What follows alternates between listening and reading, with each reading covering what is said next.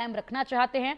हमने जो प्रहार किया वो प्रहार किया आतंकवाद पर, हमने जो प्रहार किया वो किया खुद की रक्षा के लिए, आत्मरक्षा के लिए। ऐसे में ये तस्वीर जो है वो भारत ने पूरी दुनिया को दिखा दी है। बड़ी बात यह कि डोनाल्ड ट्रंप ने जो ये बातें कही हैं, काश इसमें डोनाल्ड ट्रंप द्वारा कहा जाता सीज फायर का जो उल्लंघन हुआ है उसको लेकर कहा जाता, काश ये कहा जाता कि अब पाकिस्तान जो है वो हिंदुस्तान को अपने विश्वास में लेगा, और विश्वास में लेने के लिए पाकिस्तान चाहे कुछ भी करे, लेकिन पाकिस्तान को हिंदुस्तान को अपने विश्वास में लेना होगा कि अब कोई भी ऐसी गतिविधि नहीं होगी, सीज फायर का उल्लंघन नहीं होगा, कोई ऐसी हरकत नहीं होगी जिससे हिंदुस्तान की जनता को, हिंदुस्तान को कोई ठेस पहुंचे। अगर ये बातें, ये शर्तें अगर डोनाल्ड ट्रंप इस बीच में पाकिस्तान के सामने रखते हुए ये समझौता, ये सीज फायर कराते तो शायद ज्यादा बेहतर होता अगर उनको कराना ही था तो। इस वक्त उनको इस पर भी ध्यान देना बेहद जरूरी था। फिलहाल और भी महत्वपूर्ण जानकारी है। सीज फायर के उल्लंघन की चारों तरफ समीक्षा हो रही है। सुरक्षा को लेकर पीएम आवास पर बड़ी बैठक हो रही है। इस वक्त तीनों सेनाओं को हाई अलर्ट पर रहने के निर्देश दिए गए हैं। तीनों सेना और बीएसएफ पूरी तरीके से हाई अलर्ट पर रहेंगे। सीज फायर उल्लंघन का जवाब सेना को पूरी ताकत से देने के निर्देश दिए गए हैं। पाकिस्तान पर भारत के लगाए सभी प्रतिबंध जारी रहेंगे। पाकिस्तान पर भरोसे का संकट है। पाकिस्तान सेना के खुलकर आतंकियों के जनाजे में शामिल होने के वीडियो दुनिया भर के देशों को देगा भारत। आतंक के खिलाफ भारत की जंग लगातार जारी रहेगी। तो देखिए, समीक्षा की जा रही है। जो सीज फायर का उल्लंघन महज 3 घंटे के अंदर ही किया गया है उसकी समीक्षा की जा रही है। बड़े फैसले अभी भी भारत की तरफ से लिए जा रहे हैं। आतंक के खिलाफ ऑपरेशन सिंदूर अभी भी जारी माना जाएगा इस तरीके से तो, और आतंक के खिलाफ अभी भी कार्रवाई हिंदुस्तान की जारी है। ऐसे में तीनों सेनाओं को अलर्ट मोड पर रहने के लिए कहा गया है।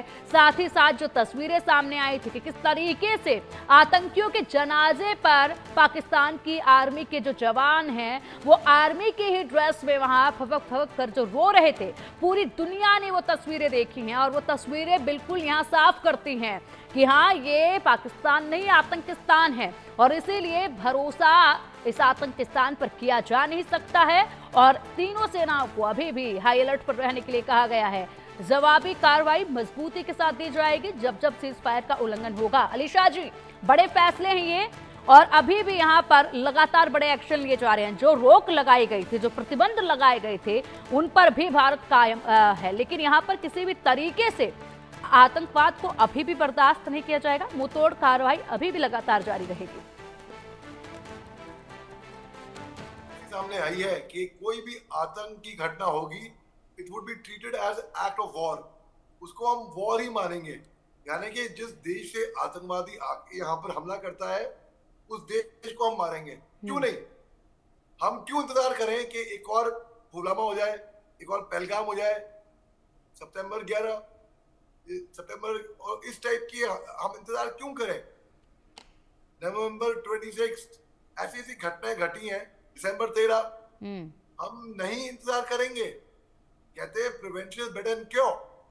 तो जिससे पहले बीमारी हो जाए, बीमारी को ही रोक दे। तो जो आतंकवाद है उसको रोकना पड़ेगा किसी भी हालत में। हमारे निर्दोष मासूमों की जानें नहीं जाने चाहिए, बिल्कुल। तो जो हमने पॉसिबल है, ये बिल्कुल सटीक, बिल्कुल सही बोला है। And it is an act of war. बिल्कुल वॉर ही हुआ। कोई आके गोली खोल रहा है, बम बरसा रहा है, दहशतगर्दी फैला रहा है, उसको मंजूर कर लेंगे, वो वॉर नहीं है। हम करेंगे, हम उग्रवादी को मारेंगे, कोई मासूम आके हमको मारेगा, हम वो वॉर नहीं मानेंगे। ठीक है, ये कहाँ का इंसाफ है भाई? हम उनके आतंकियों के not target, nor launch pads को नष्ट करें, वो हम पे वो मिसाइल छोड़े, ड्रोन छोड़े, हथियार छोड़े, वो मंजूर है लोगों दुनिया को ना। हम कतई बर्दाश्त नहीं करेंगे। बहुत हो गया, बहुत हो सह लिया है। और हिंदुस्तान ने जो सीज फायर का फैसला लिया था, बहुत लोग इसके पक्ष में थे, विपक्ष में थे। मैं तो ये कहता हूँ, हमको भरोसा होना चाहिए। बिल्कुल भरोसे में लेना इस वक्त पाकिस्तान को पड़ेगा ही, हिंदुस्तान को, तभी जाकर इसको सीज फायर जो है वो माना जाना चाहिए। अपनी शर्तों पर सीज फायर जरूर हिंदुस्तान ने किया है, लेकिन अभी विश्वास जो है वो बना नहीं है पाकिस्तान पर, हिंदुस्तान को, और बनेगा भी नहीं। क्योंकि इतिहास के पन्ने अगर पूरी तरीके से खंगाले जाएं तो जितनी बार पीठ पर खंजर पाकिस्तान ने घोंपे हैं, सभी के यहाँ पर आंकड़े भी दर्ज हैं और तारीख भी दर्ज है उनको अगर देखा जाए तो। ऐसे में अगर बात की जाए तो कल बैठक होगी 12 बजे, सीज फायर के बाद ये पहली बैठक होगी हिंदुस्तान और पाकिस्तान के डीजीएमओ की, और ऐसे में तमाम चीजों को इस बैठक पर पूरी तरीके से रखा जाएगा। क्या चाहते हैं अलीशा जी, आपको क्या लगता है कि कौन कौन से वो मुद्दे हैं जिनको प्रमुखता से रखा जाए? किसी भी तरह के प्रतिबंध को लेकर हम बात करें, या फिर किसी भी चीज का हम लोग यहाँ पर विरोध लगातार जो कर रहे हैं आतंकवाद का, इसको लेकर हम बात करें, क्या कुछ यहाँ पर प्रमुखता के साथ रखने चाहिए? देखिए, 12 तारीख को जो कल है, जो डायरेक्टर जनरल मिलिट्री ऑपरेशंस की जो बैठक होगी, जो मुलाकात होगी, जो जो बल्कि बातचीत होगी, बल्कि वो उसमें इन मुद्दों को रखा जाएगा कि भाई जो हुआ, हिंदुस्तान कभी नहीं चाहता था कि लड़े, कभी नहीं। ना हमको उनकी जमीन चाहिए, ना हमको उनके रिसोर्सेज चाहिए, ना हमको पैसे तो है ही नहीं इनके पास, ना कुछ भी नहीं है इनके पास। हमें कुछ नहीं चाहिए इनसे। भैया तुम अपना जाओ, आतंकी हो, जाओ आतंक अपने देश से फैलाओ, जो करना है वहां करो, वहां मरो, यहाँ आके मत मरना। हमारी सरजमीन को नापाक मत कर देना। तुम आए हो पाकिस्तान से नहीं, ना पाकिस्तान से, आतंकिस्तान से, वहीं पे करो अपनी जो कार्रवाई करनी है, यहाँ आने की जरूरत मत करो। पहली बात तो ये। तो हम नहीं चाहते थे कि इनको मारें।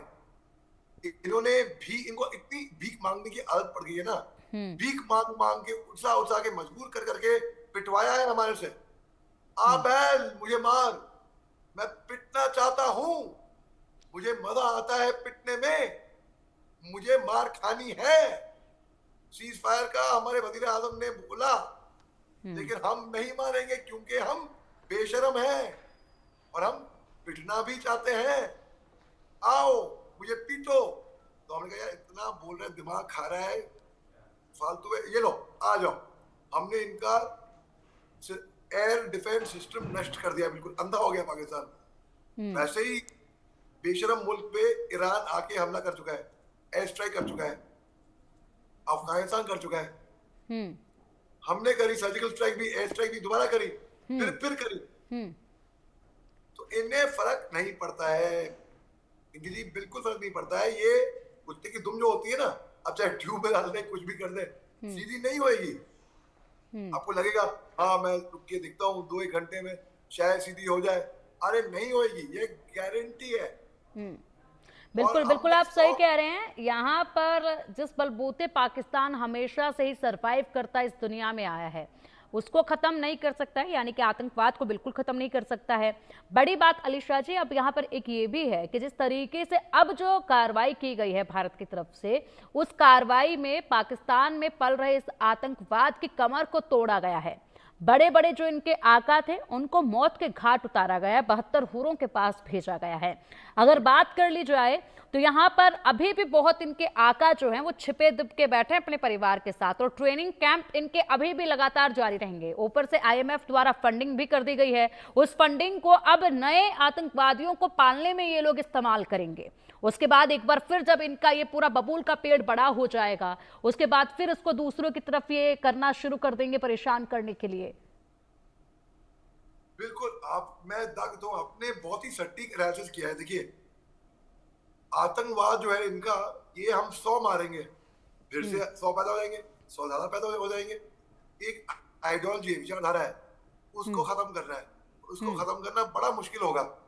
और इनको जो फंडिंग मिली है ना IMF से, वो इसलिए मिली है क्योंकि इन्होंने बोला कि भाई खाने को अनाज नहीं है, लोग मर रहे हैं, बुरे हाल है, पाकिस्तान के फटेले हाल है, भिखारी कटोरा लेकर दर बदर गए थे। ये फंडिंग तो मिल गई, फंडिंग मिली है गरीबों को खाना खिलाने के लिए, डेवलपमेंट के